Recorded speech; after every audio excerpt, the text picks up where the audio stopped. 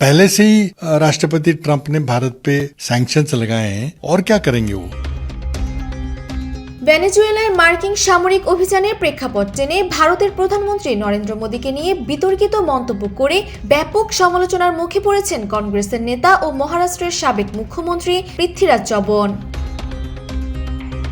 সম্প্রতি সামাজিক যোগাযোগ মাধ্যমে দেয়া এক পোস্টে চবন প্রশ্ন তোলেন, ভেনেজুয়েলায় যা ঘটেছে তেমন কি ভারতে ঘটবে? ট্রাম্প কি আমাদের প্রধানমন্ত্রীকে অপহরণ করবেন? মূলত মার্কিন বাহিনী ভেনেজুয়েলার প্রেসিডেন্ট নিকোলাস মাদুরোকে আটক করেছে, এমন খবরের সূত্র ধরে তিনি এই মন্তব্য করেন।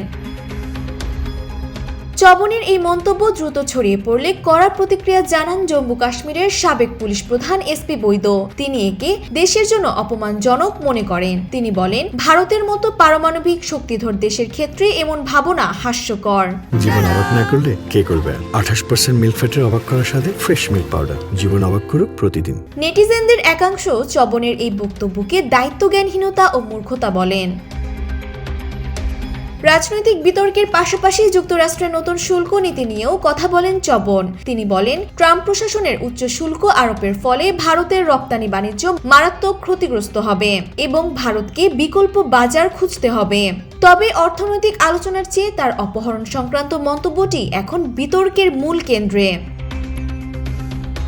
একজন অভিজ্ঞ রাজনীতিক হয়েও ভারতের সার্বভৌমত্বকে ছোট করে এমন বিদেশি হস্তক্ষেপের তুলনা টানা দেশের ভাবমূর্তির জন্য ক্ষতিকর। এই ঘটনায় কংগ্রেসের আদর্শ নিয়েও প্রশ্ন তুলেছে বিজেপিপন্থী অনেক নেতা ও বিশ্লেষকরা।